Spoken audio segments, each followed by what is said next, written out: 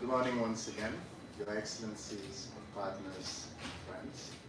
Welcome to the African Union Permanent Mission, and we are delighted to be able to welcome such a wide representation of partners, including member states from the African Union, as well as civil society partners and partners from within the UN system, where we will be meeting to discuss and unpack the Pact for the future and its implications for Africa.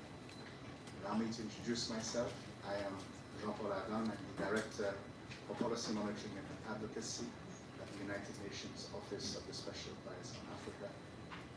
Also a former member of the government of Seychelles. And so I remember fondly past experiences at the UNGA. And I know how difficult it is for all delegations to be able to be everywhere all at once.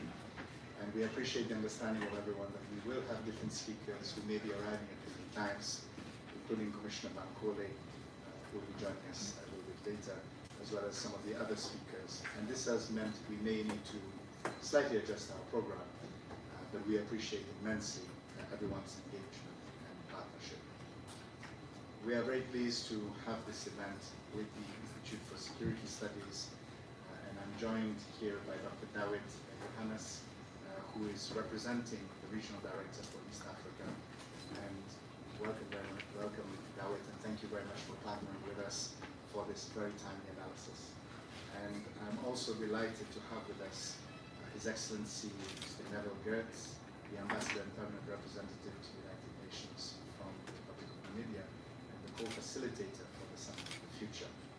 And I think before we start, we should first of all give a round of applause and congratulations to Namibia for being able to keep out and getting this over there. Thank you very much, Ambassador. We really appreciate your leadership, and thank you for making the time to be with us. I also need to present the apologies of the Undersecretary General Christina Duarte, who very much wanted to be with us, but has also been called away due to matters beyond her control.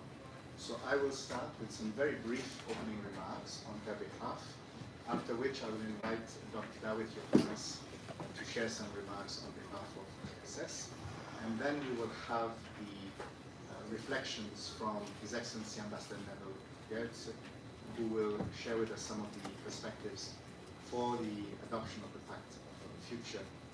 And then we will have a presentation from my colleague Juliette Waswa-Mungambwa on the synergies between Agenda 2063 and the Pact for the Future, before then having our panel discussion, which will feature the speakers that are listed, including the African Union Commissioner and other thought leaders in the space. And this will be moderated by Dr. Andrews Atta-Samoa. Thank you very much, Andy, for also being with us. So I will start with these brief remarks on behalf of the Secretary General and the Secretary General. Your Excellencies, partners, and friends, I would like, first of all, on behalf of the United Nations family, to convey our appreciation for the able leadership and stewardship provided by Namibia in the process to produce the Pact for the Future. Undoubtedly, this pact may not tick all of the boxes in terms of what African countries want. But in this era of significant geopolitical tension, the agreement has brought about the pact. The agreement that has brought about the Pact for the Future should not be underestimated. We need a new form of multilateralism built around people-centered development. We are aiming for global transformation. And this transformation will succeed or fail, depending on how well we can unlock the opportunity for Africa. Our Undersecretary General has often said, the Africa we want is the Africa the world needs. The ambition of the Pact is closely aligned with the ambition of Agenda 2063. And as we reflect on its key provisions, we must also seek to implement the tools that will allow us to deliver results for African citizens. Allow me to touch on some of these issues, both in terms of their opportunities and the challenges. Firstly, looking ahead also to the fourth Forum on Financing for Development, which will take place in 2025, we know that the international financing architecture requires a complete revamp to address the needs of African countries. Predictability of financing remains one of the key challenges. And predictability of financing cannot be achieved by dependence on donors. It will be achieved by unlocking domestic resource mobilization. This must go beyond the narrative of just additional taxation. This does not mean that additional taxes might not be necessary, but we need to be thinking about mobilizing resources in all of its senses. This means a meaningful effort to tackle illicit financial flows, and this is an effort that is required both in the global south and in the global north. The elimination of harmful subsidies, improving efficiency of revenue mobilization, including through the use of digital tools, and also improved natural resource governance. All of these are key parts of strengthening Africa's ability to deliver predictable financing for its own needs. But we are also in a very difficult international financial system. We need improved mobilization of capital by multilateral development banks and the effectiveness of their deployment in the countries that are the most vulnerable. We need to tackle a debt emergency. In 2023, African countries were spending double the amount on debt servicing than they were on budget allocations for healthcare. We need to close the SDG gap, and this means also focusing on the development multipliers, among which energy and food systems in particular are building blocks for resilience and economic growth. We need to tackle climate change based on the principles of common but differentiated responsibility. Climate change remains an ongoing shock for all our economies. While we can map a beginning and an end of the COVID-19 pandemic and its impact on our economies, climate change is a continuous pressure that is applied on the ability to deliver sustainable development. It is essential, therefore, that climate resilience is seen as a means of unlocking the type of transformative growth that we are looking for. Peace and security is also an area which the Pact for the Future is aiming to tackle. And one of the key issues for African countries is the ability to reinforce the role of the state to deliver development. The absence of the state is most prominent in areas where conflict and fragility is pervasive. This means we need to be able to deliver services even in the most fragile areas. It means ensuring continuity of access to education, to health services, and addressing the root causes of security lapses. The Pact for the Future is also an opportunity to harness Africa's demographic dividend. Africa's youth bulge will be critical to deliver on the Pact for the Future, and with the right deployment of skills and capacities, allied with access to appropriate resources and technologies, we can deliver an African development surge. We look forward to working with all those present here today, the African Union in all of its bodies, all of our civil society partners, all academia and think tanks. We all need to be looking together and unpacking in a critical fashion the Pact for the Future and underlining and recognizing the tools that are needed to turn the ambition into reality. As I stated at the start, the Pact may not be addressing all of what we would have wanted. Certainly within the UN system, we would have wanted to see a much more determined reference to the specific financing that would allow us to deliver this. But as with many United Nations processes, quite often the ambition is one of the biggest steps towards actually achieving the goal. And to that end, I really congratulate all African countries, not only for the diligence with which they have followed the process, but how they have held to account the highest standards of development and ensuring that we are truly aiming for this people-centered development, which is key to achieving the Sustainable Development Goals and Agenda 2063. Thank you very much. I would now like to invite Dr. David Johannes, who will be giving some remarks on behalf of the Institute for Security Studies. Thank you very much. Thank you very much, Mr. Jean-Paul. Dear Ambassador Nabil Getza, Ambassador and Permanent Representative of the Republic of Namibia, dear Mr. Jean-Paul, Town Director, Policy Monitoring and Advocacy, United Nations Office of the Special Advisor for Africa, representative of member states of the UN and the AU dignitaries, distinguished speakers and participants. On behalf of Dr. Paul Simon Hanley, Regional Director, East Africa and representative of African Union for the Institute for Security Studies, I would like to welcome you to this summit, which seeks to reflect on the implication of the Pact for the future for the African continent. This seminar follows the ISS sustained engagement in the preparations and broader aspirations behind the Summit of the Future, namely reinvigorating multilateralism and enhancing international cooperation. ISS has been engaging in efforts to generate a broad range of views and perspectives on the development of the new agenda for peace. And as one of the few African organizations that provided written submissions to the new agenda for peace, our analysis contributed to creating greater awareness of the new agenda for peace and amplifying African perspectives ahead of the negotiations on the Pact. ISS has conducted a series of consultations to raise greater awareness of the new agenda for peace, inform discussions on critical aspects of the zero draft of the Pact and successive plans, and ultimately shape Africa's preparation for the Summit.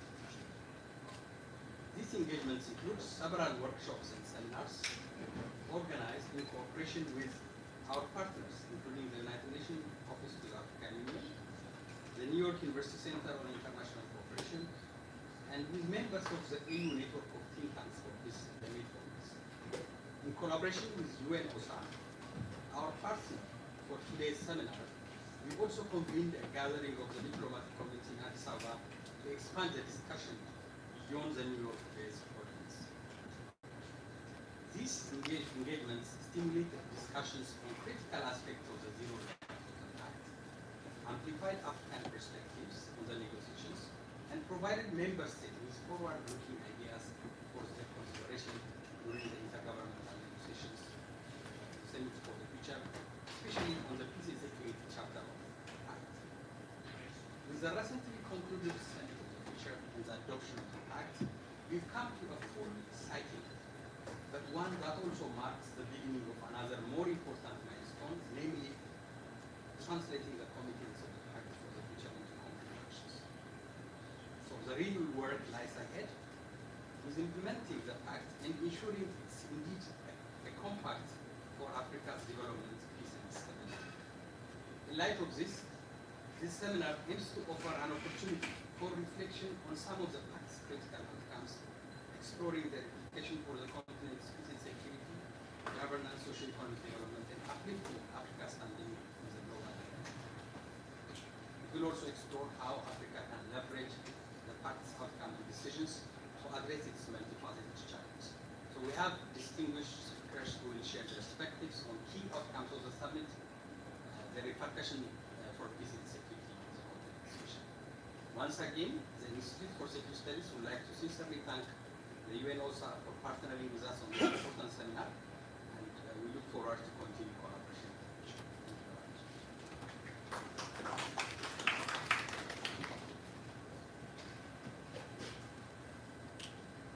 Thank you very much, Dr. Dawit, and thank you for sharing those perspectives and also for accompanying us throughout this process. I'd also like to just acknowledge some of the high-level participants from the UN system who have also joined us. We have the Assistant Secretary General of UNHCR, Mr. Raouf Mazou. Thank you very much for being with us. And we also have Ms. Ugochin Daniels, the Deputy Director General of IOM, who has joined us. And thank you very much for your contributions and partnership. I would now like to invite His Excellency Ambassador Nabil Gertze to share his reflections on the decisions and takeaways from the summit and on the Pact of the Future. Ambassador, thank you so much. Paul, thank you very much for your hosting this meeting this morning and for giving us this opportunity to reflect on what has just transpired a few days ago. Excellencies, distinguished colleagues, dear friends, a word that is used frequently in the news these days is Gaza, where we are focusing our attention on what is going on with the people of Palestine in Gaza. I'm using Gaza to help you pronounce my last name once and for all. My last name is Herzer, and it is very close to Haza. So if you rather call me Haza, that is okay with me. But for a long time I've been called Mr. Neville Gertz here in the US. I don't know whether it's because the sound is too harsh, but it's my great pleasure to help you pronounce my name from today onwards. We have just concluded a milestone event, and I think we can certainly say that by no means this is no small feat for the United Nations and for the international community to have come together in the manner that we did to produce this historic pact for the future. But I think we must keep in mind and ask the question, what did we set out to do and to achieve when we embarked on this journey? And the 3 or 4 things that we should keep in mind as we now live through the implementation of the pact is that first of all we wanted to restore trust amongst the international community, in particular amongst our neighbors. Secondly, we set out to strengthen multilateralism. We wanted to bring our nations together closer to form a more harmonious unit that could share the Earth's resources and its potential and its opportunities on a more equal basis and with shared interest and concern. But perhaps the most important one was we wanted to turbocharge the implementation of the SDGs. Because it is through strengthened implementation of the Sustainable Development Goals that we will truly make an impact and improving the lives of billions of people around our globe.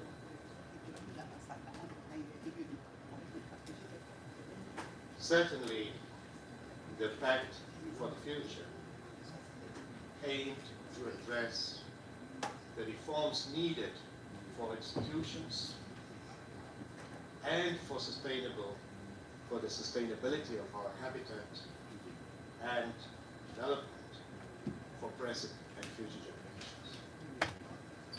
Our leaders have now achieved a significant milestone by adopting 3 critical agreements designed to safeguard the well-being of future generations, following a series of complex and challenging negotiations.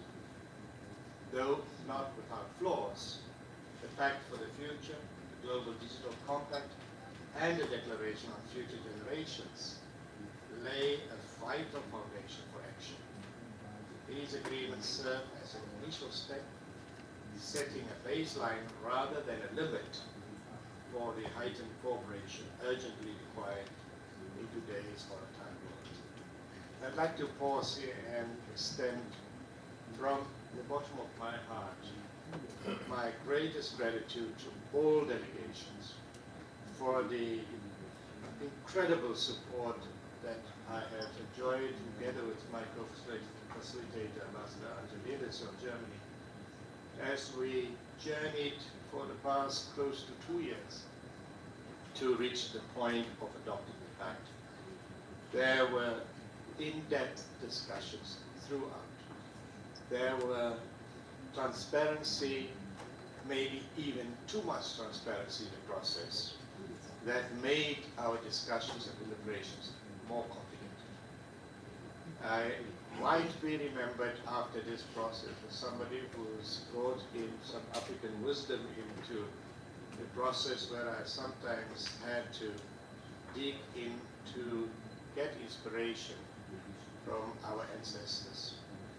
And there we have been taught that too much discussion will lead to quarrel.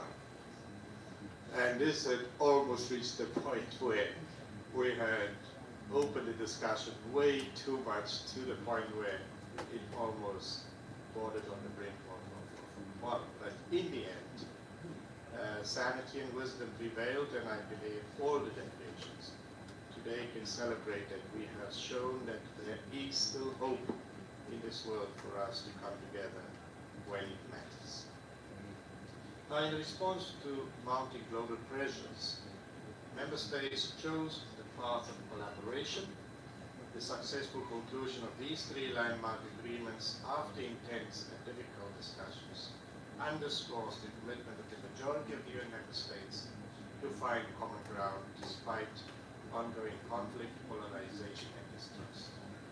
Now that the complex negotiations are behind us, the real impact of the Pact will rest on member states and other key stakeholders to proceed with vigor and ambition to advance the most consequential proposals and reforms. A sustained effort by member states with leadership from both the global south and north will be crucial for success.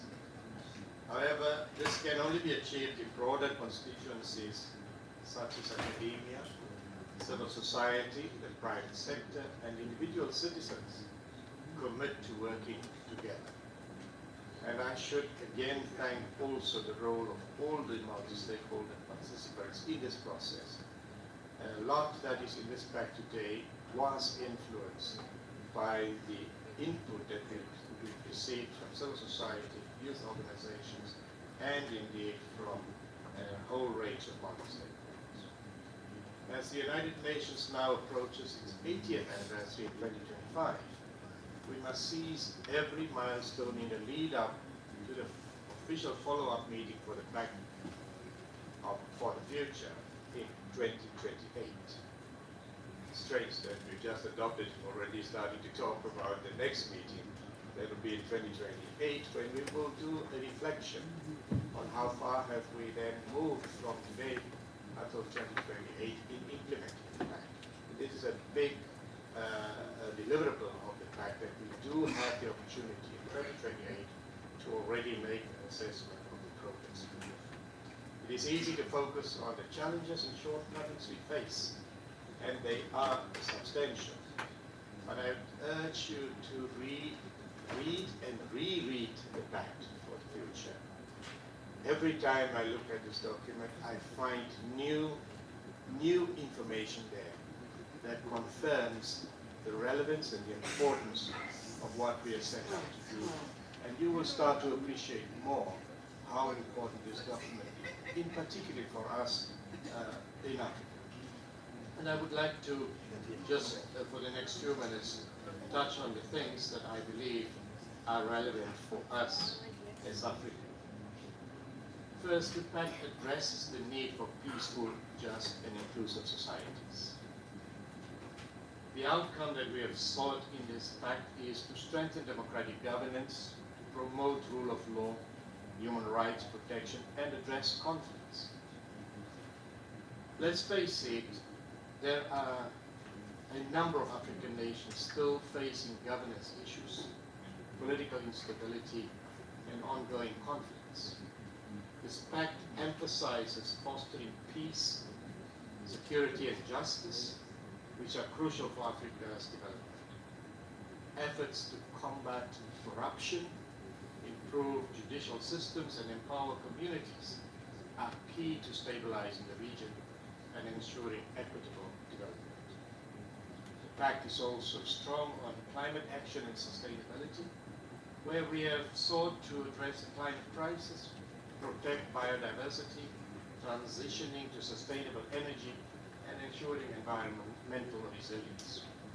Here too, Africa is disproportionately affected by climate change, despite contributing the least to global emissions. Droughts, floods, and desertification threaten livelihoods, particularly in rural areas.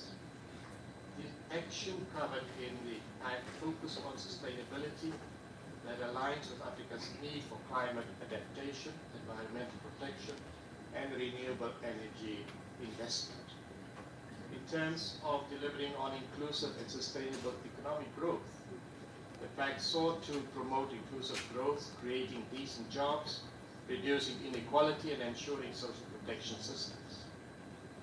As you know, Africa struggles with high unemployment, particularly among youth, and significant economic inequality.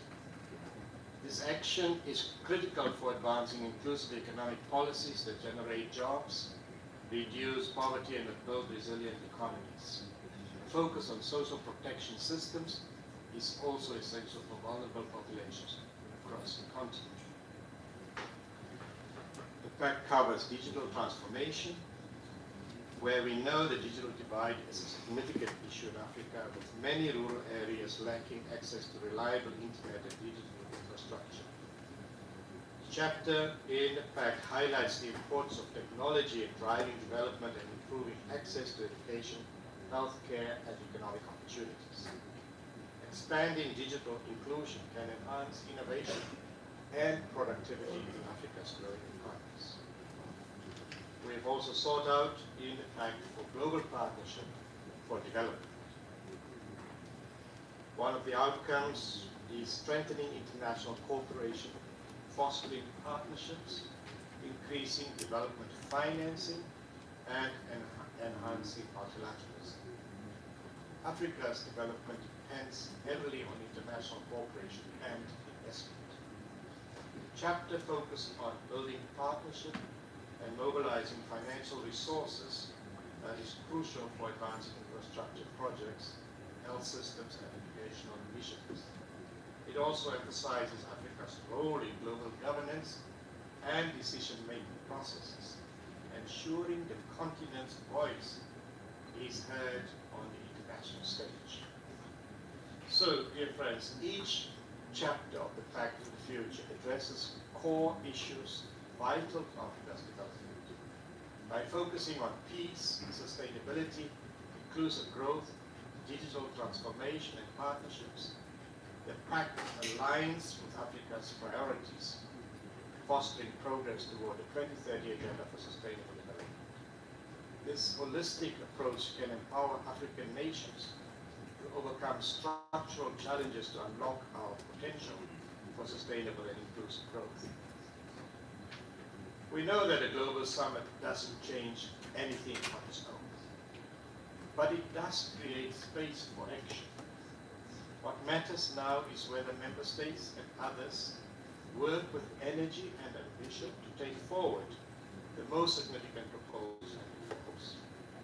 A sustained member state coalition with leadership from both South and North will be essential to delivery, but will only succeed if wider constituencies such as academia, civil society, business, citizens put their shoulder to the wheel as well. As the UN reaches its 80th anniversary in 2025, we need progress at every milestone ahead of the official follow-up meeting in 2028, starting with the financing for development next year, where we shall continue to build on the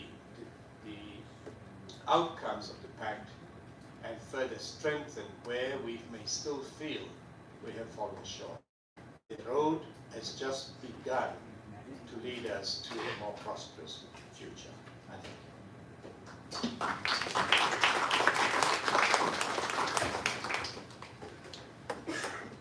Thank you. Thank you very much, Ambassador Herze. And also, I will do my best to improve on the pronunciation. But I think your linkage with Haza is a very useful tool, and reminds us also what the Pact is for. And thank you so much for having given us such a detailed review of those areas. And once again, I salute the common work that has been done, including supported by a number of African ambassadors, and I recognize in the room particular ambassadors of Eritrea, South Africa, and a few others. Thank you so much for the fantastic work which has been done by African permanent missions here in New York to deliver this pact. And as the ambassador has reminded us, the key now is to move towards the implementation. And this is really where also the engagement with civil society, think tanks, academia is going to be critical. So with that, I would like to thank all of the speakers that have contributed to this short opening, and we will now proceed to the next part of the discussion, starting with a presentation from my colleague Juliette, followed by the panel moderated by Andy, and we will invite the next set of panelists to come up. I will thank Dawit, Ambassador Herzig, and we will proceed now with the presentation from Juliette for the panel.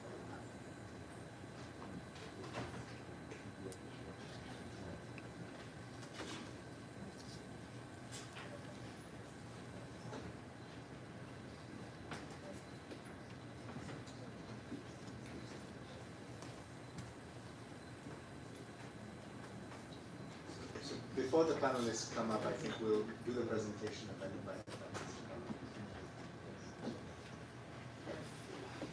Thanks very much, all morning colleagues, all protocol observed. I thought it's better I do the presentation first. Why so? It's because Ambassador has completely unpacked exactly part of what my presentation is going to contain.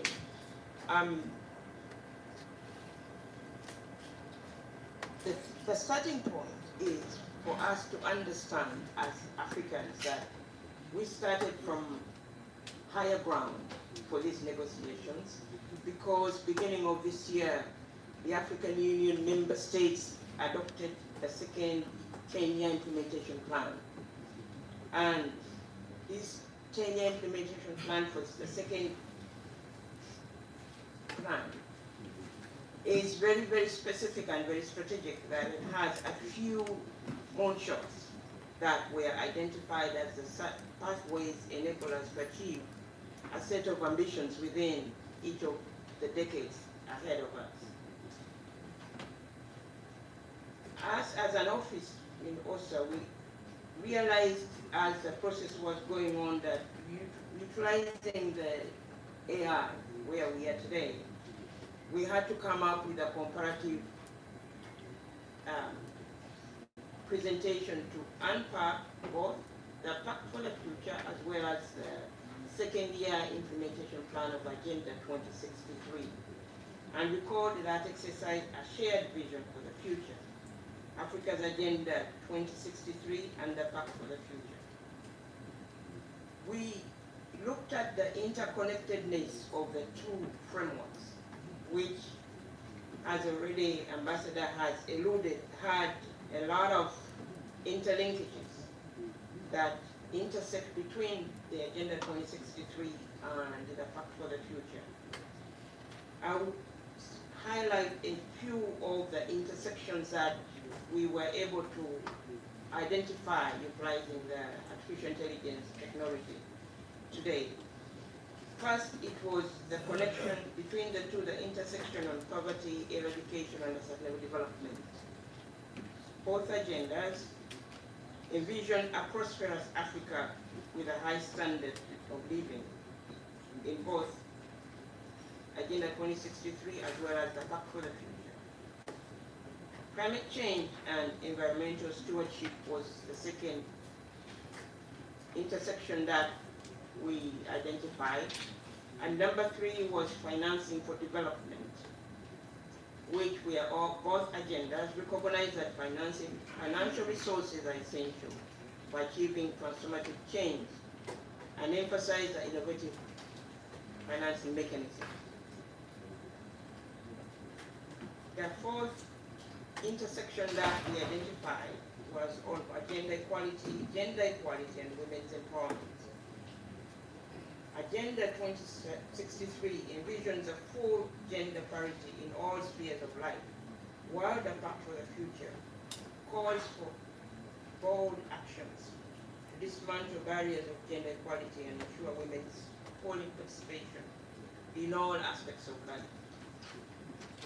Youth and empowerment was another intersection that we identified, where both frameworks recognize the potential of the youth as agents for change and emphasize the importance of investing in education skills development and economic empowerment for the youth on the continent.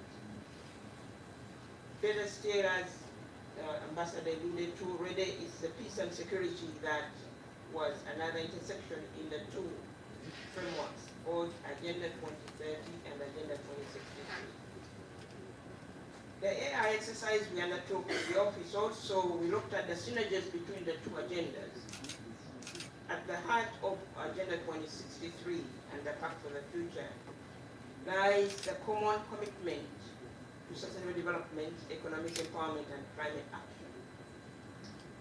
These agendas converge in their goal to create an inclusive and prosperous future through sustainable practices and a robust international cooperation.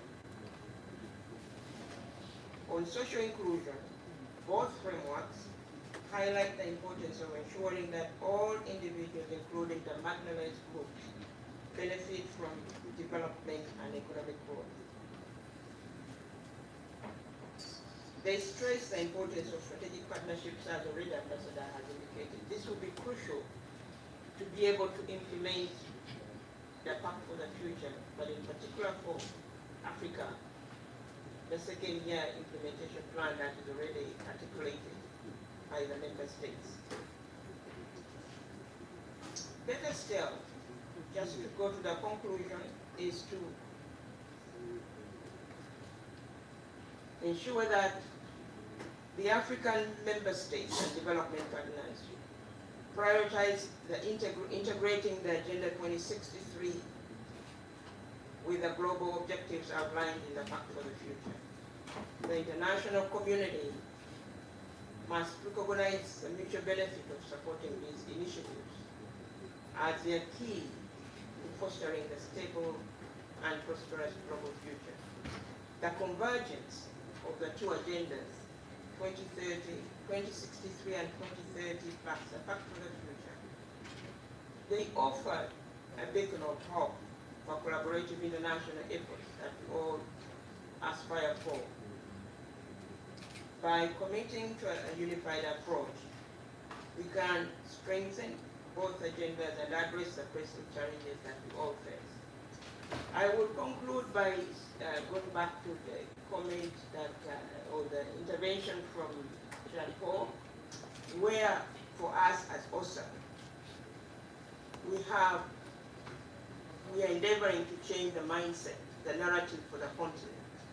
And to be able to change that narrative, we have coined a campaign that speaks about the Africa we want is the Africa the world needs. And to move this campaign forward, we all perhaps must begin to have that mindset in our interventions every day. The Africa we want is the Africa the world needs. Why? So it's because Africa has the potential.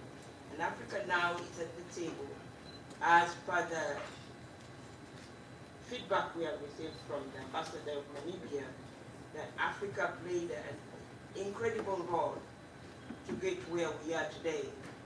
And we must all be proud and keep that pride and the momentum moving forward when we embark on the implementation of both Agenda 2063 aspirations that are infused within the Pact for the Future. Thank you very much.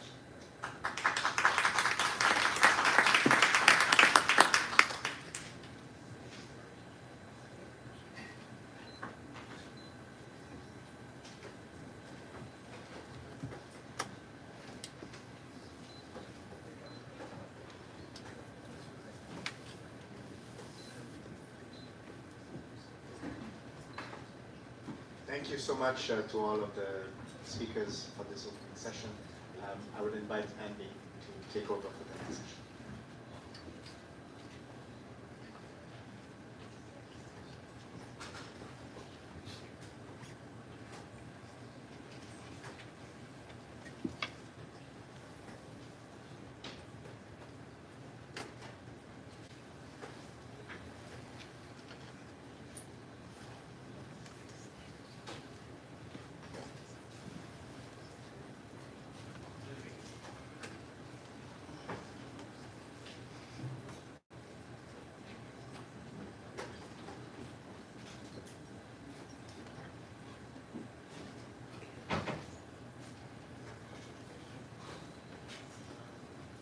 In the interest of time, I would like to invite Dr. Hamo.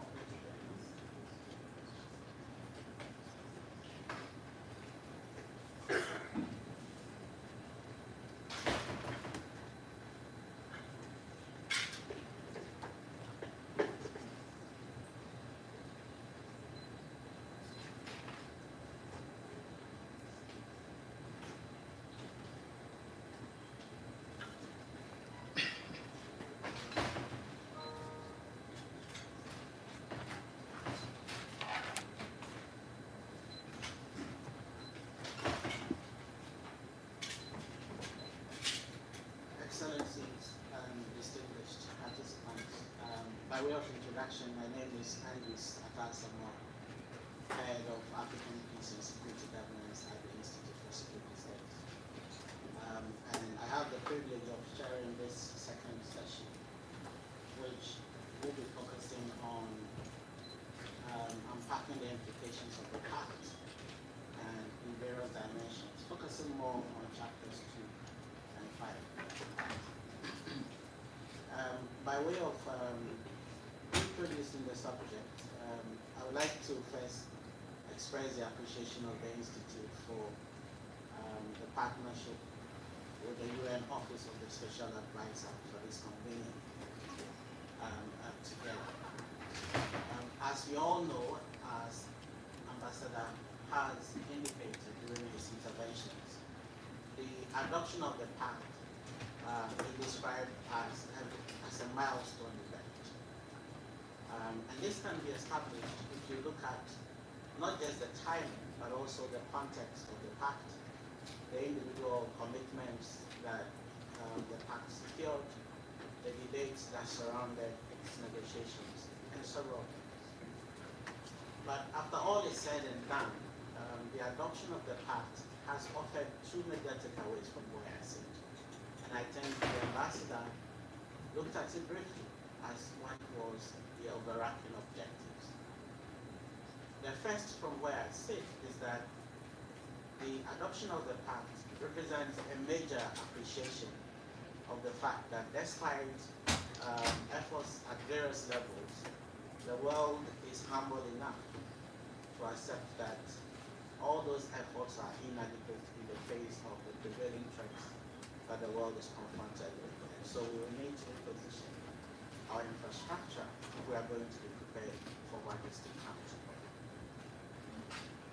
The second takeaway from where I sit is that from the 56 action points, it's clear that despite the first appreciation, we are still collectively, collectively believe in the fact that multilateralism has the framework and the answers to the questions that we are asking ourselves, which I believe is very important. But as we all know, this is not the first time we've had good intentions. We've had several good intentions in the past.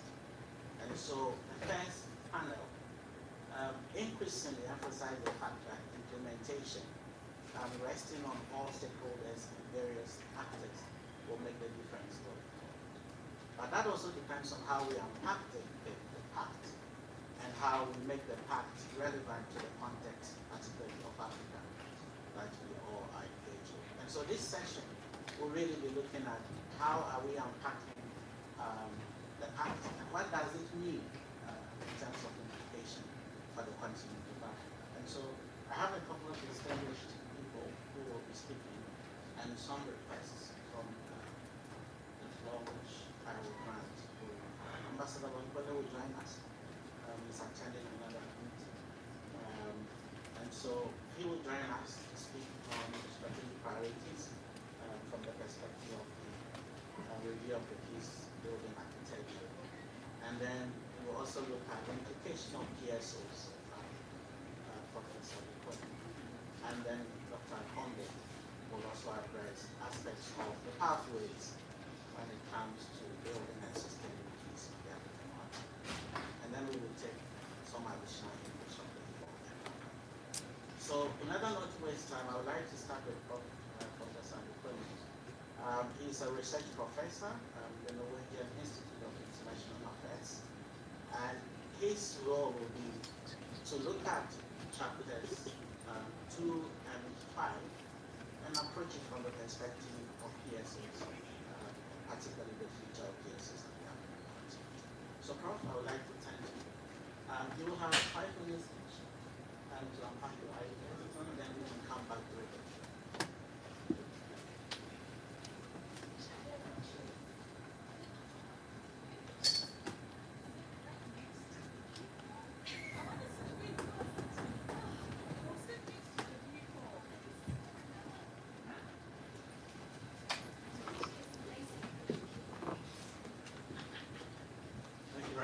Andrews. Good day, everyone. I've been asked to say a few words about the implications of the Pact of the Future for African peace support operations, and more specifically, the link between the review of the future of UN peace operations called for in the Pact with African efforts to further consolidate and strengthen African peace support operations, including the upcoming strategic review of the African standpoint. I will organize my thoughts along 3 observations. Firstly, the need to shape and refine Africa's own approach to peace support operations, born out of the African context and experience. Secondly, learning from this experience to improve the effectiveness of African peace support operations, including via the review of the African Standby Force, and strengthening the ability to undertake multidimensional peace support operations. And thirdly, the need to shape Africa's strategic partnerships, including the operationalization of Resolution 2790, without weakening African agency process. So first, the need to shape and refine Africa's own approach to peace support operations. The African Union now has more than 20 years of experience with deploying and managing peace support operations, with more than 20 operations undertaken over this period. In addition to AU-led peace operations, there has also been several operations undertaken by regional economic communities like ECOWAS, SADC, and the East African Community, and other regional bodies such as the G5, Sahel, and the Lake Chad Basin region. Based on these experiences, the African Union has developed its own peace support operations doctrine, and one is now able to identify an African approach to peace support operations that differ in important ways from the United Nations peace. The Pact of the Future echoes the recommendations made in the new Agenda for Peace for the United Nations to undertake a comprehensive review of the future of all forms of UN peace operations. Such a review will have to consider, amongst others, the relationship between UN peace operations and African peace support operations, and make recommendations to the UN regarding how it should manage the relationship from a UN perspective. I would recommend that the African Union, in light of the strategic partnership with the United Nations, especially developments such as Resolution 2719, prepares for this review of UN peace operations by undertaking its own strategic assessment of the future of AU-led and African peace operations, so that it can develop a common African position on the strategic objectives for developing African peace support operation capabilities that can inform Africa's relationship with the United Nations and other partners. The second topic I wanted to raise is learning from our African peace support operation experience to improve the effectiveness of our peace support operations. know from our own experiences in Somalia, Mali, the Central African Republic, Sudan, Lake Chad, Eastern DRC, and more recently Northern Mozambique, that there can be no military solutions to these conflicts. All conflicts, including those where international terrorist groups are active, have at their root local, national, and regional dimensions that need to be resolved politically. A military-only approach leads to a stabilization dilemma. The more successful we stabilize a given situation militarily, the less incentive there is for local and national political elites to invest in the political processes needed to arrive at a long-term political solution. Our African experience tells us that we need to avoid becoming trapped in this type of stabilization dilemma. If we do not have the capacity to influence the drivers and causes of conflicts, if we only focus on the symptoms, then we are trapped in a situation where we have no exit strategy. To avoid this stabilization dilemma, we need to make the political resolution of conflicts a core task of any AU-led peace operation. And that also means that we need to develop the capacities to undertake whole-of-system interventions that integrate political, socio-economic, rule of law, security, and other dimensions. This does not mean that all these dimensions need to be part of a large multidimensional peace cooperation, but rather the AU needs to develop the ability to mobilize and employ all these capacities through a whole of African Union system approach. The regional stabilization strategy in Lake Chad is an excellent example of an African-led approach that employs such a multi-pillar and comprehensive approach to addressing conflict. The strategic review of the African Standby Force will also have to pay serious attention to the gap between the design of the standby system and the reality of how the African Union, regional economic communities, and other bodies have actually deployed peaceable operations over the last years. This brings me to the third point, namely the need to shape Africa's strategic partnerships, including the operationalization of 2719, without weakening African agency in the process. Resolution 2719 was an important milestone for Africa.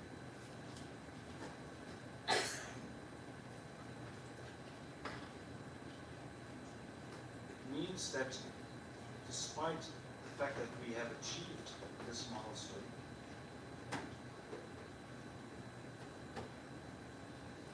we need to look at further developing and operationalizing the resolution 2719 in ways that can ensure that when the African Union receives a request from the United Nations,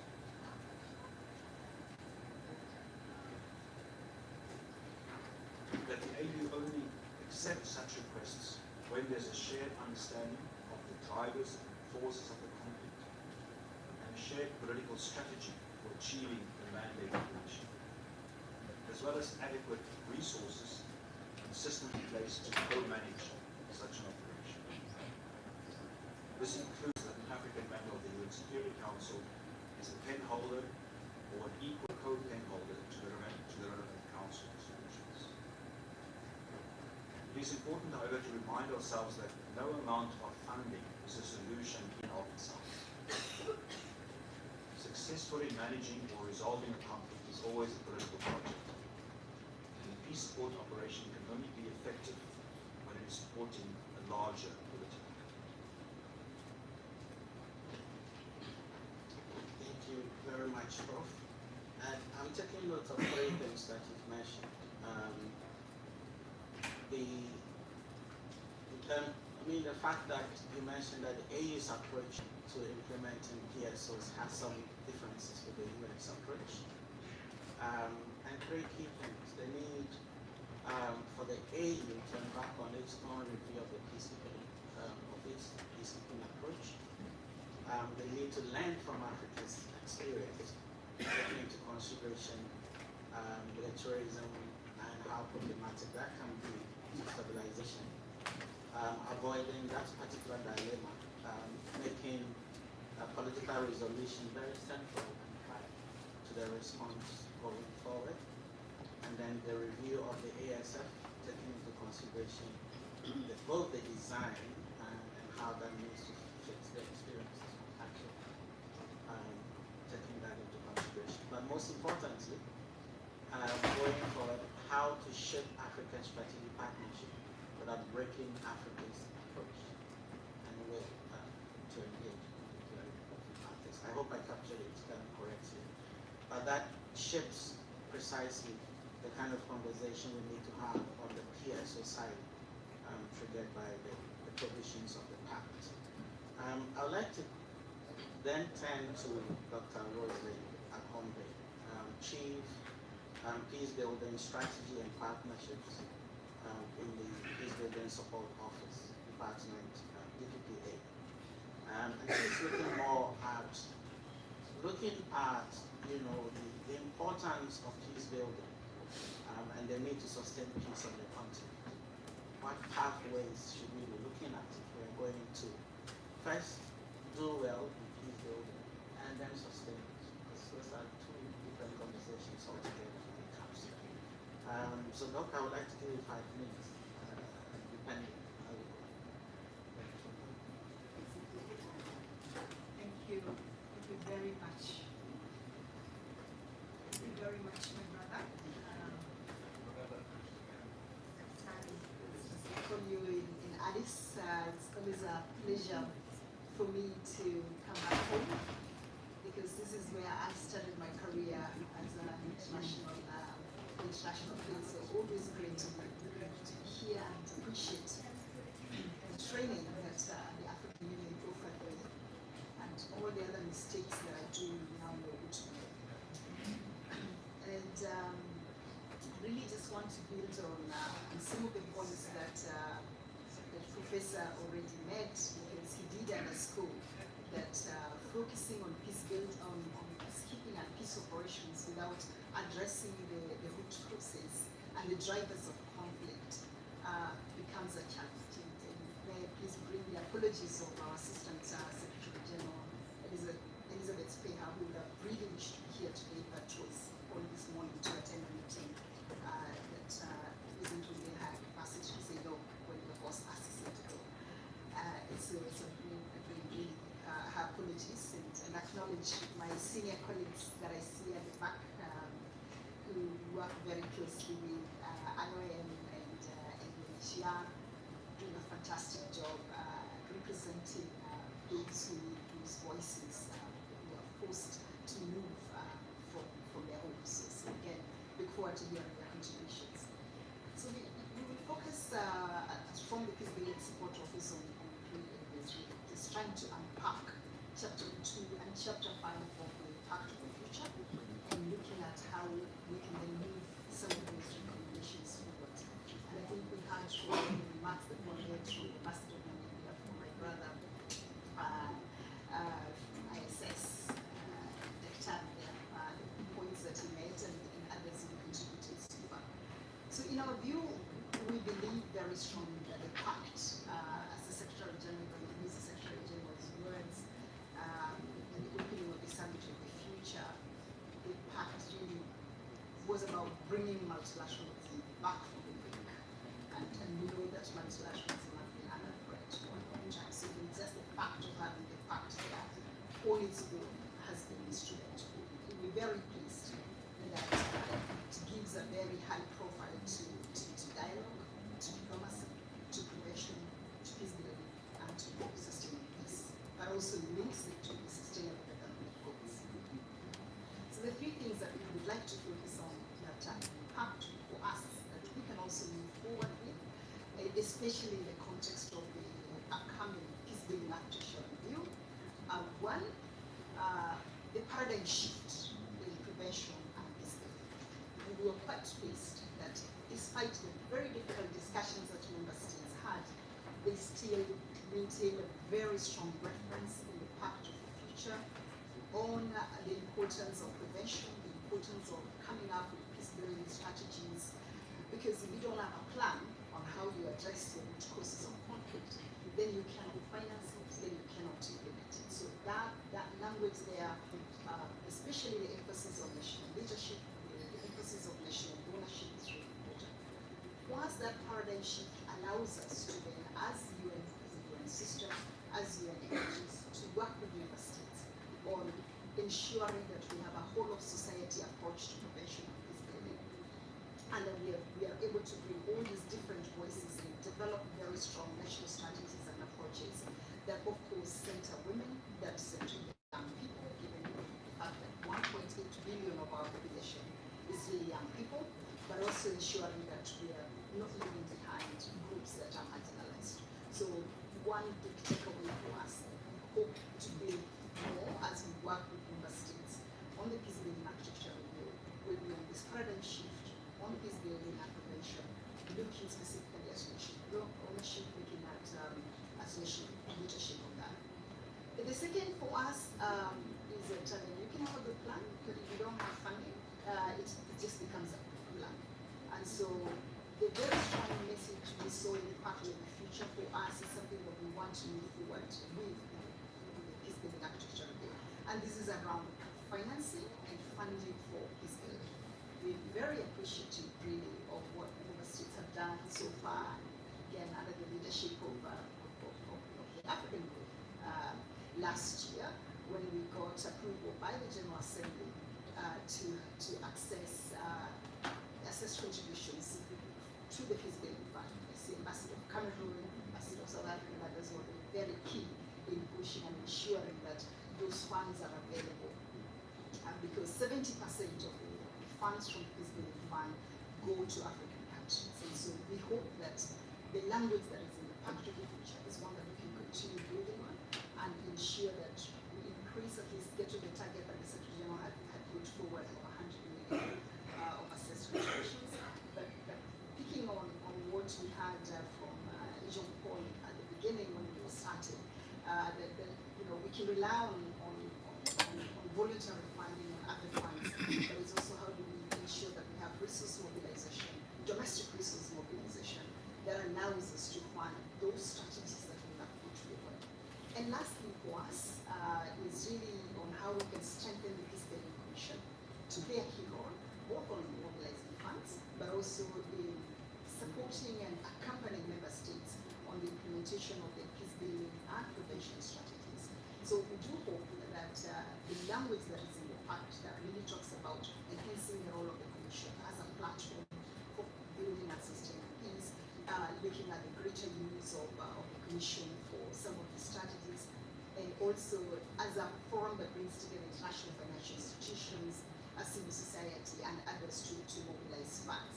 So to move forward and call really on the African Group and other member states to play a key role, to play an active role in ensuring that the upcoming peace building architecture review moves forward with three issues and many others that are in the Pact of the Future, because we've all been very key in previous reviews of the peace building architecture, and that you can seize this moment once again with a strong African economic position in what you want to see in this new architecture that we will be looking at next year. Look forward to engaging and doing this opportunity to present the Department of Education. Thanks. Thank you very much, Doc. So, three things. The paradigm shift in peace building being central to addressing the issues, particularly the question of national ownership and leadership. Right? It's something you emphasized. Then the issues of financing, and particularly the push to increase the envelope as part of the strategy to be able to take forward a lot of the issues that should be met in the Pact. And most importantly, strengthening the Commission itself, because you need a laser-sharp implementing agency to be able to do this. And so I would like to really appreciate you for those very important points. The timing on that side has stretched a bit, and so we will play by ear. Whenever he comes in, we will give him the floor to be able to speak to the issues. But in the meantime, the conversation will continue, and there are two very important requests that I would like to bring on to make interventions as part of this panel, whilst we wait for the commissioner to come. And so the first person I would like to call is Royal of Mazu, I hope I got the name right, Assistant High Commissioner for Operation UNHCR. Please, you have the floor. If you could keep your interventions brief, we will really appreciate it. Thank you very much. Thank you very much. I'd like to really express appreciation to OSAA, to ISS for this event and for having associated us to this very important conversation. We also want to underline the close partnership that we have with the African Union and its member states. I think we're all aware of the fact that forced displacement is one of the most serious global challenges that the world is currently experiencing. We have about 120 million displaced around the world, forcibly displaced around the world, refugees and internally displaced persons, and about 46 million of them are on the African continent, and that makes it more than 40%. Now talking about refugees and the Pact. In the Pact, and allow me to read specifically what is mentioned in the Pact, member states committed to address the root causes of forced and protracted displacement, including the mass displacement of populations, and implement and facilitate access to durable solutions for internally displaced persons, refugees, and stateless persons, including through equitable international burden and responsibility sharing, and support host communities and with full respect for the principle of no refoulement. And that is, in reading that and making reference to that, I have to also acknowledge the very important role that the African Group played in having this inserted in the Pact.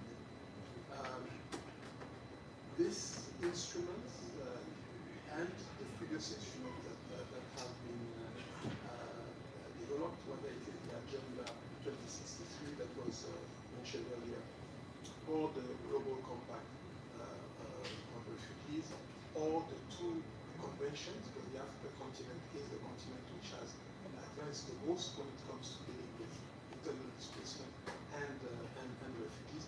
All these instruments are allowing us to make sure that refugees are well protected. One important point that I would also like to raise, and it has been raised earlier, it's the fact that prevention is the most important thing. When we talk about forced displacement, what we want is more efforts on prevention and more efforts on conflict resolution to make sure that we find solutions to the situation of displacement. And the Pact makes clear reference to the importance of enhancing prevention. Allow me to also make reference to one crisis, which is the one that is occupying the most attention of the world right now. It's a crisis in Sudan. This is the largest displacement crisis that the world is experiencing, and it is having very serious consequences on an impact on the entire region. The Pact also speaks of solution and promoting inclusion. What we are observing is the fact that the humanitarian assistance that we've all been focusing on when providing assistance to refugees is a start, but not an end in sight. What we need to focus on is to ensure that as fast as possible, those who find themselves in a situation of displacement can fend for themselves and can become self-reliant until they can go back to their places of origin. And I'm very pleased to see that the element of sustainability, turbocharging the SDG that is referred to, is exactly in the same line. And as an organization, we're also, with development actors, focusing much more than before on bringing development actors to helping find solutions to displacement. conclusion would be to say that the Pact provides us with an opportunity to innovate on prevention and conflict resolution, to innovate on how refugees are provided with protection and assistance with a more dignified way, away from dependency syndrome that is so often created by humanitarian assistance. Africa is a pioneer when it comes to refugee protection, is a pioneer when it comes to IDP protection. It's important that Africa becomes also a pioneer when it comes to leading sustainable approaches to this force responsibility. Thank you. Thank you very much. Thanks for the clarity of establishing the importance of the refugee question in the conversation. There's a second request I would like to turn to from Ugochi Daniels, Deputy Director General for Operations. Please, you have the floor. Thank you. I should say. Thank you. Thank you very much. Good morning to all. It's a pleasure to speak to you this morning. I join my colleague and brother in appreciating the organizers for convening this event. I also appreciate all of the presentations by previous speakers. And I'm also especially pleased for IOM to have this opportunity to speak, because the Pact for the Future presents significant opportunities, obviously, for Africa, particularly in enhancing the resilience of communities against the impact of climate change and fostering sustainable development. And speaking specifically, in the first chapter of the Pact on Sustainable Development, it calls on member states, all of the countries, obviously all of the countries represented here, to maximize the positive contribution of migrants to sustainable development of the countries of origin, transit, destination, and host countries, to strengthen international partnerships and regional global cooperation for safe, orderly, and regular migration, to comprehensively address drivers of irregular migration and ensure the safety, dignity, and human rights of all migrants, regardless of their migration status. There are equally similar texts and references in the Declaration on Future Generations. And so the Pact, as well as the SDG Summit Declaration, anchor the positive contributions of migration in sustainable development. We see that key to securing Africa's future lies in preparing its growing youth population, as 60% of the total population of the continent, to face the development challenges. And we see a new dynamic phenomenon in migration, characterized by shifting patterns and emerging trends. Less than 1% of the region's population leaves the continent, a figure significantly below the global average for intercontinental migration. And we know that African countries are countries of origin, of transit, and destination. This is often overlooked in the political discussions on migration, but offers huge potential for the continent. And at the global level, we see that high-income countries are rapidly aging.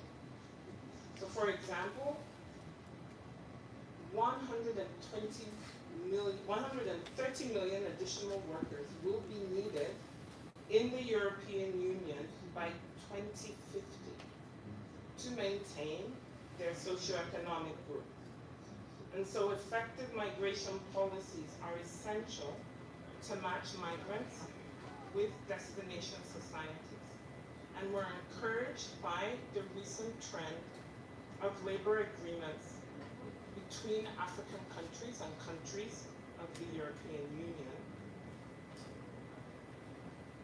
And we know that the match can be improved by providing alternatives such as better labor market opportunities and coping mechanisms for those considering cross-border migration, especially irregular pathways.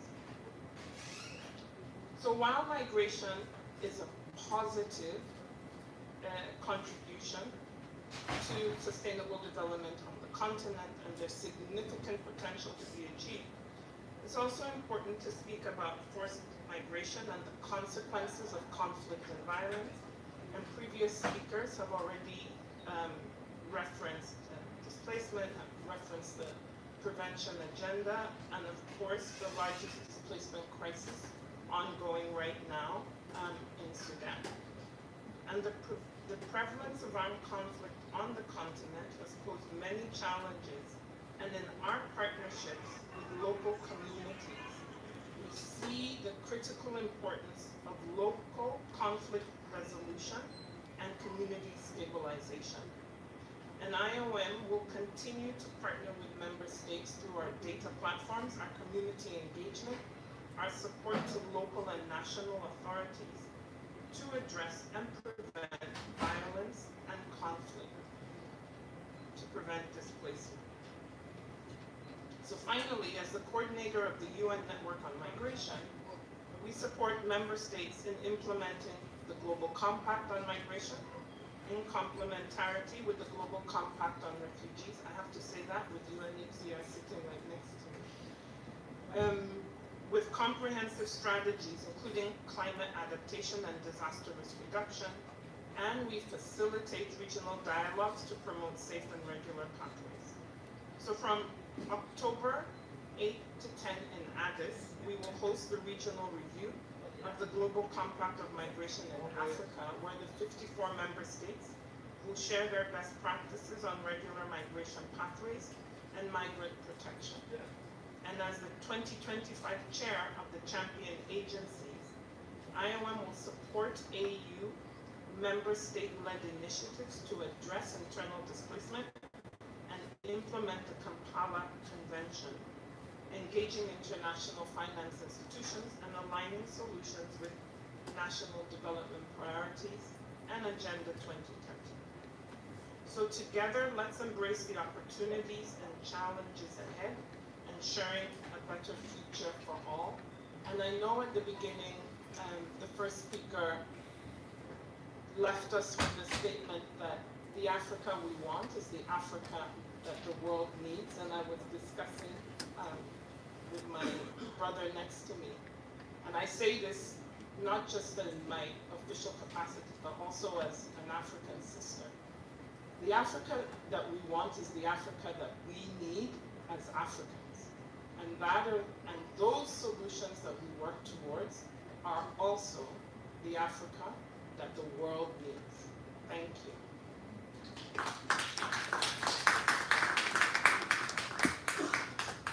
Thank you very much. The Africa we want is certainly the Africa the world needs.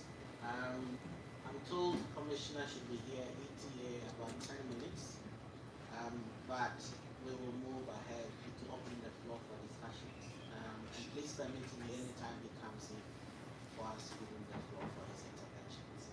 So the floor is open. We can take a couple of questions. Any direction you want to take the debate, I think the floor is open.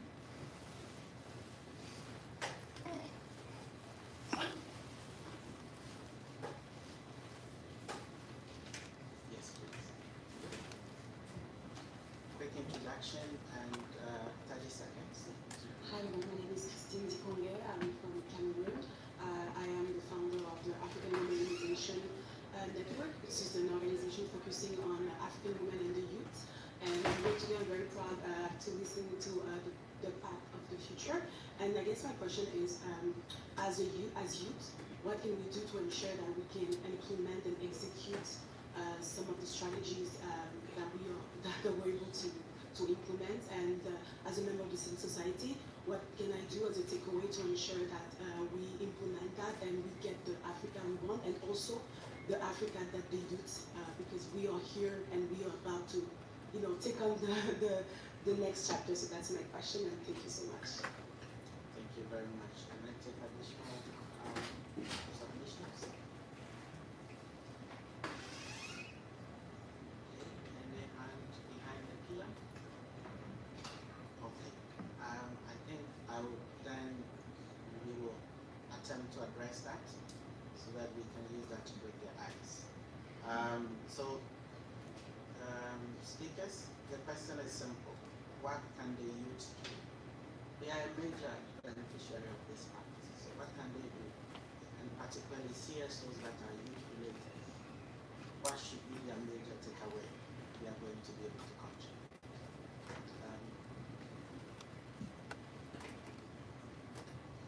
Thank you very much. I of course speak as the dinosaur, so I cannot pretend to be speaking for the youth because my daughter will not allow me to do that. But I happen to lead a team that works on peace and security, and so we believe very strongly, at least within the UN, that the pact of the future belongs to people, because it's a future that we will be there. Certainly dinosaurs like me won't be there, but it is really your pact to pick up and move forward with. And as others have said, 60% of the population in Africa is young people. So we cannot even be talking about including young people. It is really, the right word is really centering young people, because you cannot be including the majority. They are the majority. So we the dinosaurs are the ones who need to be included. So but just want to say I think you have a key role to play. Your voice, the advocacy that you continue playing is really important. We wouldn't be anywhere on climate change, for instance, if it wasn't for the advocacy of young people. So please take the part, unpack it, sell it, put as reminders of the obligations that we have made, put some fire under our feet, and reminders that we have a responsibility to implement the commitments that we have made there. So that advocacy role is really important. And from a civil society perspective, just to say, we will be convening a conversation from the 12th and 13th December here in New York with civil society organizations across that are focusing on peace building. And we invite you to come join us. Come keep reminding us of what our responsibilities are to do. Keep reminding the member states, because we see Ambassador Cameroon close to you, remind them of the commitments that they have made to be able to really, because that's the role, the accountability role that civil society and young people have. And thank you so much for contributing to the discussion. Maybe before Prof comes in, I wanted to, play the devil's advocate. There are a number of points that you made profoundly, that I thought by unpacking them a bit. And I would like to start with Prof. So you touched on the question of shaping Africa's strategic partnership without actually breaking Africa's approach and willingness to engage. I don't know if I got you right in that sense. But in a much more practical way, linking that conversation to 2019 and afterwards, what would you say in practical terms Africa should take away from that particular dimension? Then the second one is also around Dr. Kombo, the funding person. We touched on the possibility or the consideration of inclusive learning. In Africa, I think one of the biggest challenges has always been about how do you translate well into actual implementation and overcome the lasting situation of funds not being available enough to match the work. But beyond that, how are you translating that into actual, how are you looking at the problematic? Should we expect any new interventions coming through from that end? And also, your thoughts about how Africa can shape its leadership of the implementation of the Pact. Because I can assure you, without any structured leadership that is forward, chances are it will die with the tide. And so how do we shape that leadership? There's a request from Excellency, South African representative. Please, you have the floor. Thank you very much and good morning, dear colleagues. I think firstly I wish to express our appreciation to both OSAA and ISS for putting this side event together. And I just wish that for all of us, because I believe it's something that now that the Pact has been adopted, we need to come together and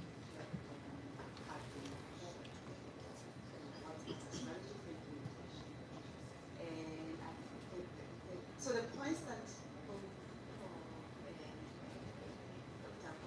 mentioned about affecting left focus on mediation and on other things that require for peace building, and of course the issues that you mentioned around peacekeeping approaches, our own strategies, and the implementation of the 2719. All of that is relevant and we must do. The question that I now have is, from your perspective, remember that civil society on all tracks have been so critical in this, in getting us to the views that we've got, that we refused to member states for us to negotiate. For the continent, it is there what we've got, and we want to make sure that those issues are handled. So, how do we now work together as member states, still together with the civil society to make sure that we implement it? What are your thoughts in terms of how should we play it? Thank you. Thank you very much, Excellency. And I think I would like you to start with that one. How do we move forward concretely? And that connects to the leadership question I have asked.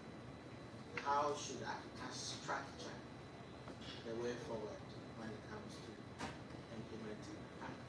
It's very important. Thank you. Very concrete. You may not have all the answers, but look into the crystal ball.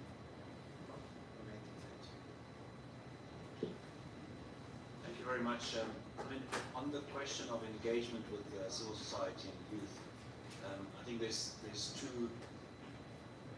two avenues. The first, of course, is that we really need to build bridges. We need to build opportunities for engagement, such as the CSO dialogue that the Support Office are arranging, so that there are all scales a focus on creating institutions, mechanisms, vehicles for engagement, for consultation, for co-ownership and taking the journey together.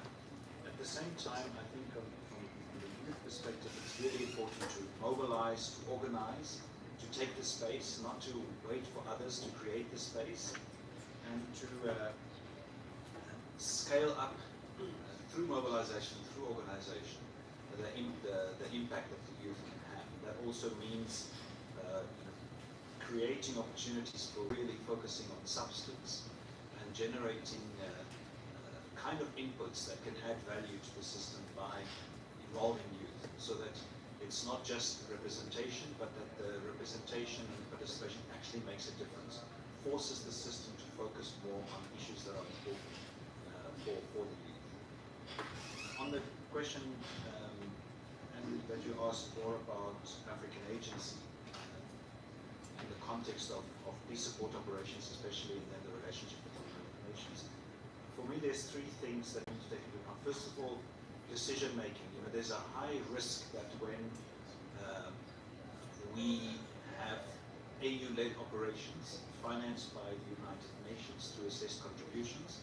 That implies a role for the Security Council and for pen holders in the Security Council that can have very big influence on the size, the scope, the length, various aspects of these operations. So finding a way to managing that relationship in a way that Africa still protects its agency, I think is critical.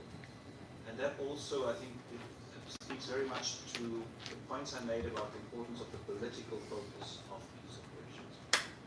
So if we should guard against Africa just focusing on the enabling and supportive approaches to peace operations, and to make sure that we retain our agency when it comes to the political solution of peace operations.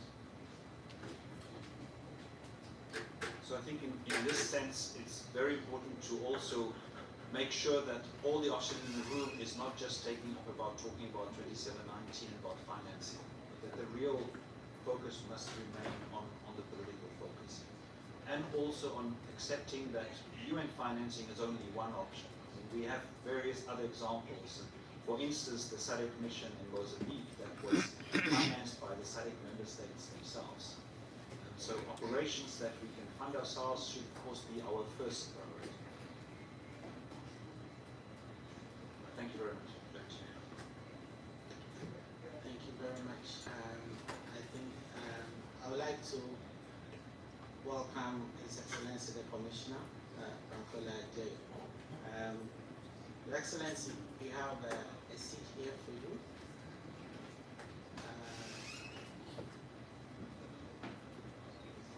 And as I indicated, anytime Commissioner came, we were going to give him the floor to share his reflections. So, there's a hand. Can I take yours quickly whilst Commissioner settles in? Thank you, and thank you for giving me the floor. My name is Matthew Samuel Victor. I'm from the Nigerian Mission. Maybe it's the right time to give me the floor now than because the Commissioner is here with us. I must join others to congratulate the organizers of this event and to say that we have high expectations of this event. Indeed, and I must be very brief, the path for the future is the path for all countries and all regions of the world. And I think that the essence of our gathering here is to specifically unpack it and look at the implications of this pact, first for Africa, and perhaps if we must further look at that, to say what is in it for Africa? What can we get from it, and how do we go about ensuring that we get that? Maybe I'll end by saying I do hope that when we leave this hall, when anybody across us and say you were in the part of the future implication in the meeting design to know what is in this part for Africa, we'll be able to say indeed we are taking out 1, 2, 3 things that we can say are the concrete elements that Africa stands to gain from this particular pact.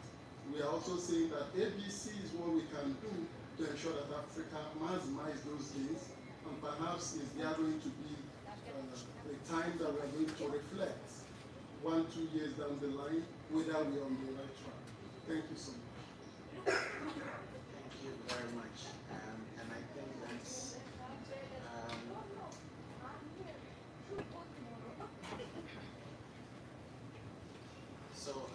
that is a very important question, and I would like to bounce it off to the panelists.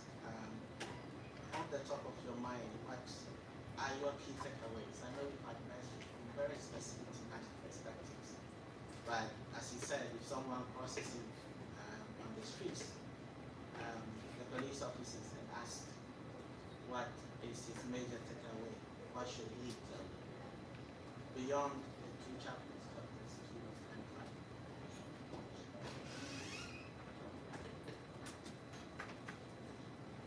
So thank you. Maybe just to before this commissioner will respond to the question,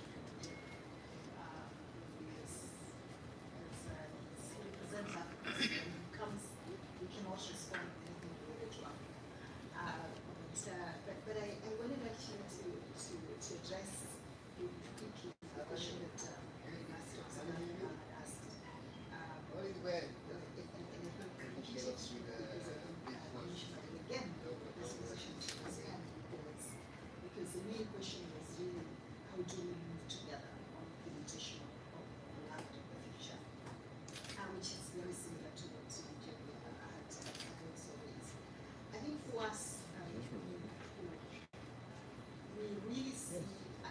opportunity in the peace building activation to move forward on some of these things.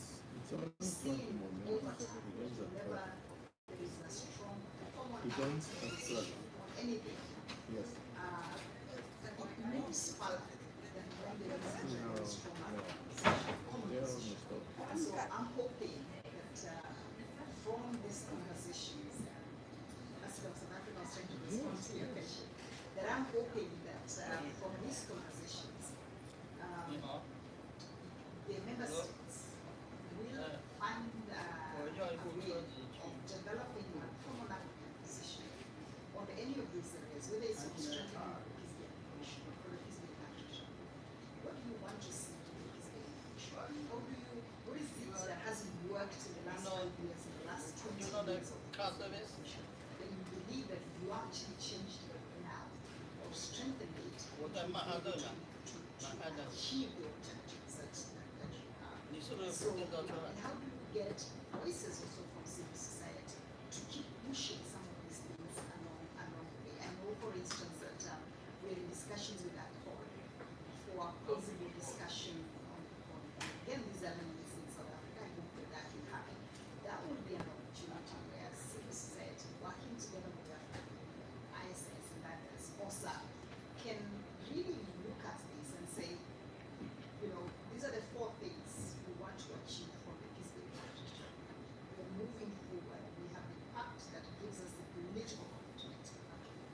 It gives us the political commitment. But now, this is how we actually want to see these implemented. And there is some opportunity to do that because we still have about 6 months to do that.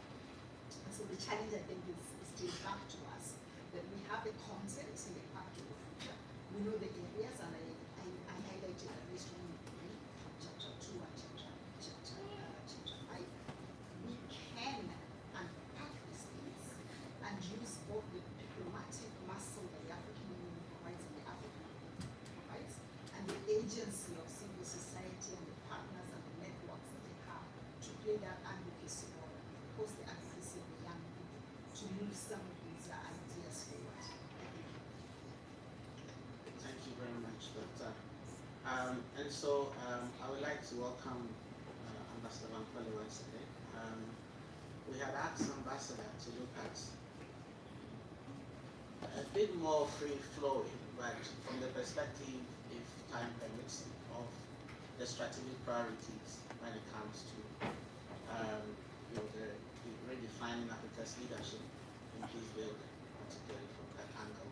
But given his experience and store of understanding, I think it's much more useful if we give him the floor to unpack, you know, the implications of the pact from any perspective that he deems informed by policy processes like this. Your Excellency. Well, thank you, Dr. Andrew and colleagues. Let me apologize for coming late to this session. Still global counterterrorism forum, which is another challenging one. But let me give you the broad perspectives, and then I will give you some highlights relating to specific peace building efforts. In New York, we speak a lot about multilateralism, but on the streets of New York, they don't even know the SDGs on top of the Pact. Right there, in Second Avenue or Third Avenue, you can ask anyone. They will not understand, except those who have badges like us. So, our challenge is to ground our countries in the national development space. What do I mean? And to translate that into global support for national interests. In between, you have the space for regional and continental interface. That's the first fact I will want to give so that you understand I'm backing the path for the future. I'm not pessimistic. I'm an incurable optimist. But it's not going to change Sahel. It's not going to change the state of development tomorrow on our continent. But it has given us signposts. I think this is a fact. Pact for the Future, Declaration on Youth, and the Global Compact. They are landmark, historic, multilateral instruments to change our world. But the solution lies nationally. Today, the Gulf Arab states have made transformation possible. Not because they were supported by the United Nations, or the SDGs, or the MDGs, or Agenda 2063. Today, you can speak to from tragedy to transformation in Rwanda. That is the leadership that we are speaking to. That is the transformation that is necessary. So being in New York at a multilateral forum will not solve our problems without us having self-introspection to change our ways at home in our national space. In between all this, we have 6 years to the SDGs to be realized. Of course, 17 goals will not be achievable. At the same time, 39 years to go. I see many in this room are youth. And of course, I see the older generation as well. But the youth excite me because the path of the future is about youth. It is not, the future will not change dramatically in the next decade. But it will change if we keep pace with one fact, which is new technology. That is the path for the future for me. And the centerpiece of that new technology is what I call the powerhouse. Youth. So with the youth being the powerhouse, with women being the engine for any society to thrive, in terms of education, in terms of promotion, in terms of inclusion, empowerment, women are the brewers of societal growth. Not just genetically, but also societal development. So given these two classes of people, there will be definite change in peace building. Now when it comes to peace building, the African Union is a pace setter. We have established the right working group. We have established a post-conflict reconstruction and development center in Cairo, which is a think and do tank. We have revised the policy dating back to 2016. And now we have 9 pillars with innovative focus areas, strategic focus areas, including child protection, including youth inclusion, and environmental sustainability. So when you look at peace building from the natural sense of inclusive national ownership, you must not forget that the African Union itself is a pace setter. But are we winning? Are we making that impact? Will the summit of the future, the path of the future, make that change possible? I go back to my two speakers. National space. As we speak, we are all waiting for peace in Sudan. But generals keep fighting. The worst humanitarian disaster on the continent as we speak. We have to address those challenges because without peace, we cannot even build the peace. Without a peace deal, we cannot make an impact.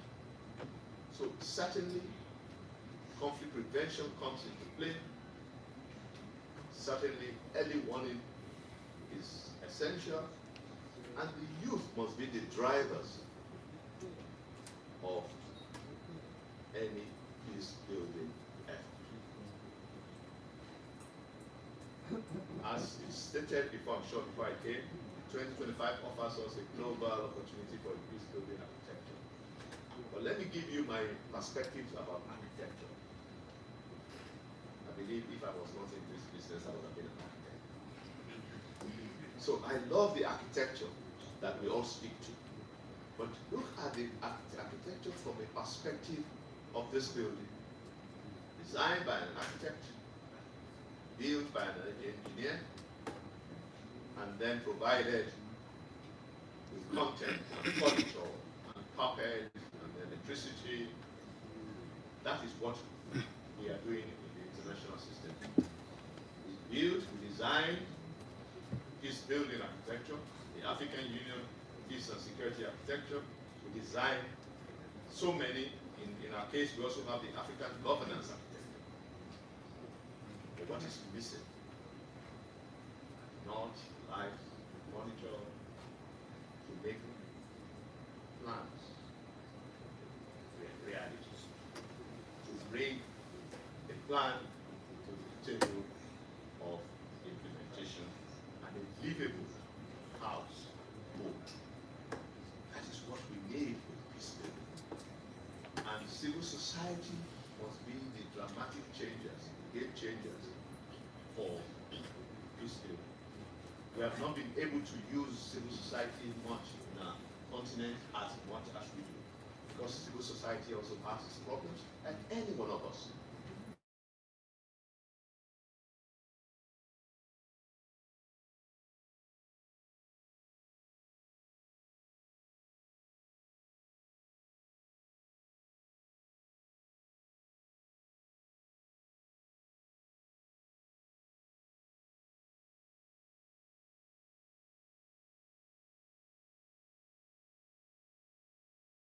Is fundamental generation of economic, social, and cultural rights. So the youth of today will have to take that up and demand their economic and social and cultural rights, as well, not forgetting the political. The political provides the superstructure, but the oil that will provide the engine to work consistently is economic and social. There's no need for me to have the best freedom and I don't have food on my table. There's no need for me to go to school, have the best degrees and have no jobs for years. That is what we call youth restiveness. So I really want to assure you that peace building is a doable agenda. It has happened in many cases. We must learn from ourselves. That's why the African Union set up a development agency called NESPA. That's why they set up a review mechanism called the APRN. We have these fundamental institutions to share lessons in development practice and in political governance. But in doing so, we have to ground ourselves and empower the youth. So the priorities must continue to be for peace building in the new compact that we all love to promote. Let me end by stating, Dr. Andrew, that our best bet is to domesticate the Pact in our respective national spaces. If we domesticate this Pact for the future, with the Declaration on Youth and Global Compact, Digital Compact, there will be dramatic change on our space. And countries that we want to consolidate peace, consolidate democracy, will have the space to thrive. I cannot leave you without speaking about oppositional changes of government. It is a critical challenge that we must address robustly, along with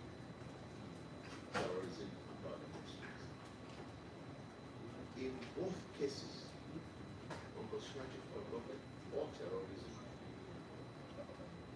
what must have as response, not just for the state institutions, but for the civil society, for women and youth to stand together for a better continent. I am very keen that when we advance and we sustain peace, we must remember the ultimate goal: sustainable development, pro-poor, pro-youth, pro-women, and we make our countries less on crisis and conflict and more driven by development. I really want to thank ISI and OSAA for really putting this together. And once again, let's advance peace on our continent. Let's build peace. Of course, let's sustain it. Let's make peace. We have all the tools. 2 days ago, the Peace and Security Council met in this room at ministerial level. And they told us, in Africa, we have the best tools. Let's put them together, like I said. An architectural design. It's empty.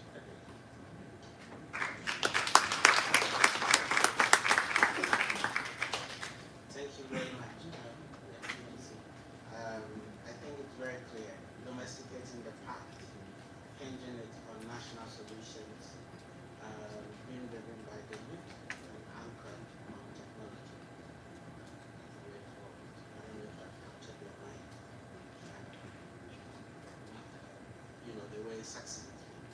Your Excellencies, we have just about 3 minutes to go, but I guess some of you might be eager to ask the Commissioner some questions. So I would like to open the floor. We will take it together so that you can speak to the spirit of African questions you may have on your hands. Please bear with us with the little time we have on our hands.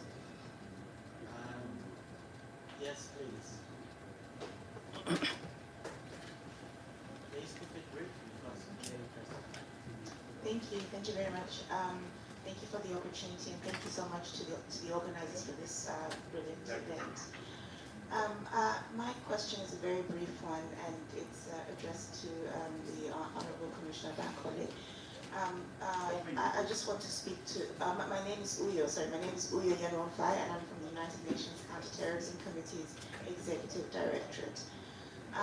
Across the field of counterterrorism, as well as general sort of conflict, one of the challenges that we see across the board are issues relating to maybe exclusion of youth and lack of proper integration of women's issues into national development frameworks.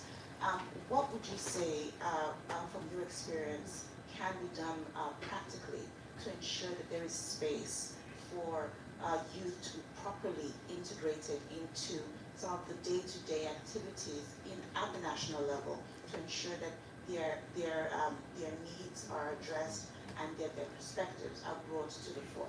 And the same goes for women, because very often, sometimes the issue is that there's not enough space for women's issues to be incorporated. So how do we practically bring this into the forefront? Thank you.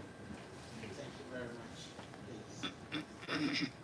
Thank you. My name is Alone Abebe. I'm with UNHCR. Just question to Commissioner. It was good to hear you also making the reference to the peace building architecture. One question I have for you is, what are the processes that are taking place, work that's being taken place to implement and operationalize the recent Security Council resolution on AU-led missions? There are some challenges, of course, being anticipated, but what are the key issues that you think, and what are the actual activities that are currently taking place to operationalize the missions?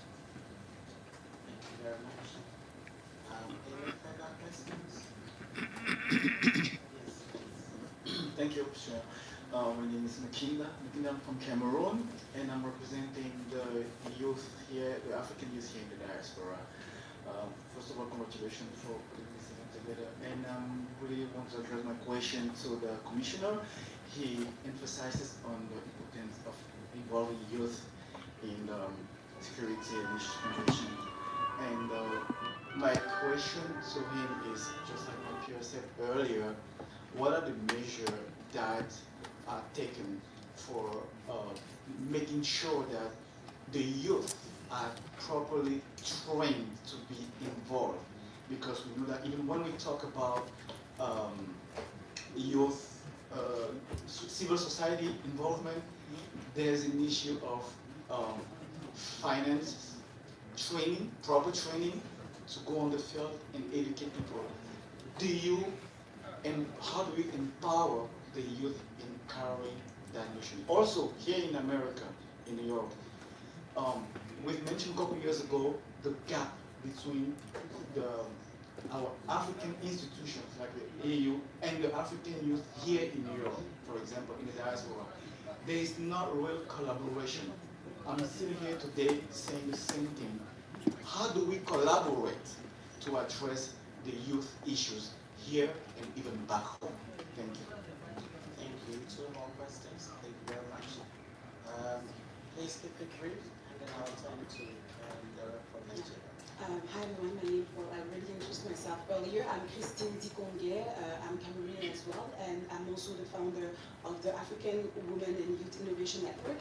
And our innovation network really is speaking about what Commissioner Brancoli was speaking to, using women and youth to anchor with technology, because we're a group of technology. So my question is, it's not really a question, and it's really like a suggestion. As being the only youth here, some of the ideas that we can implement is next year, for the next UNGA, having more youth representative even here, so we can actually collaborate amongst ourselves. And even to do that, as my colleague mentioned, we need funds. We were here, I think I saw him several times, and with just a few of us, and a lot of people send us messages, tell us they also want to be here, and we need funds, and we're here, and we can organize the community, and we're here to help you out. So that's my statement. Thank you. Very reassuring. Please. Thank you very much. My name is Taiwo. I'm from Nigeria, from the Nigerian Mission in Addis Ababa. It's always a pleasure listening to Ambassador Bankole. I'll be very brief. He talked a lot about domesticating, which I think it's a very important issue, domesticating the Summit of the Future. I just have a question, or perhaps what I believe we should look forward to. Is there something that the African Union will do to, now that we have the Summit of the Future, rather the Pact of the Future, is there something we're looking forward to domesticate the Pact of the Future in the African Union? I know that it is not an African Union agenda, or it is a global agenda, but then domesticating it in the African Union, especially perhaps the part that involves international peace and security, is an important thing to do, I believe, and then also cascading it down to national levels, I believe will also be an important thing to do. So I'm asking the Commissioner if there is something we should look forward to on the part of the African Union to domesticating the Pact of the Future. Thank you very much. I think we will close the floor now. Commissioner, I think the last one is very interesting. How do we Africanize the agenda? Just not already. So the domestication, how do we cascade from the national to regional and then continental?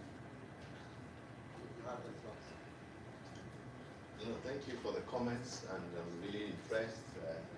I did not know that many of our UN colleagues in the room as well. So we really appreciate your insights. I will just take it. It's all about the youth, and I think this is all what I wanted to elicit, the reaction I wanted to elicit, is to make sure that we see the youth as a center, the hub for the delivery of this particular pact. But remember, it's not the first pact we've had. We've had the pact, the compact on migration. It's not working. That is why my punch is to push domestication of this land. And I'll read you just one of the commitments made by the international community 3-4 days ago when Pact was adopted. Unfortunately, it was not unanimous. They had to go for a vote. But it is now a pact. Action 7. We will strengthen our efforts to build peaceful, just, and inclusive societies for sustainable development. And it goes on. Provide access, justice for all, and build effective, accountable, inclusive institutions. It's weighty. It's not going to be achieved tomorrow. We will build peaceful, inclusive societies.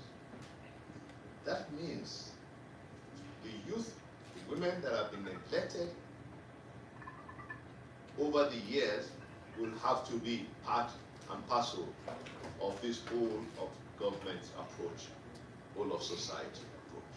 So it's a very, very tough endeavor. But let me just quickly respond to the first question. And I would suggest that we look at specific experiences from the African Union. I told you we have the tools. As we speak, we are just rolling out what we call the wise youth. We had the panel of the wise, old men and women, of course, wise men and women, but very old, like me. Okay? With no experience in how the youth feel. Our days were different. In the university, we were given bursary awards. We paid zero, virtually zero fees in the university. We joined the public service, we got free, virtually free loan, car loan. All that disappeared. So we are living in a different world. It is not the same world. And we have to let the youth know they can also aspire to those benefits from government. So what did we do in the African Union? And how do we intensify? Our experience is to create the necessary platforms and mechanisms for peace building, for peace enforcement, for peacekeeping, for education, for science and technology, for innovation, for creativity, for entrepreneurship. It must be driven by governments. That is why the domestication is critical. It will not be done by the UN. The total budget of the UN for peacekeeping, I believe, is about $200 million. That will not build peace. But we have to go into sovereign wealth funds, the experiences of Botswana, where there has been peace since independence in 1996. Because they invested their natural resources in the next generation. And this is what we have to do. So in the AU, what I would now suggest is use what the AU has done. Panel of the Wise for many years since the days of the OAU. Followed by Wise about 10, 15 years ago. And then we came and said, where are the youth? The mediation mechanisms of the AU. We created Wise Youth. And we are now rolling it out gradually with the little resources we have. What is the purpose? That the youth must learn from the masters, the panel of the wise when it comes to mediation. So when we go to Sudan, to Central African Republic, about mediation, we are now introducing the youth into our own processes. My colleagues can tell you categorically that as commissioner, I will not sign if I don't see the name of a youth in many of our engagements. We have to live by practice. What did we also do? We go to countries for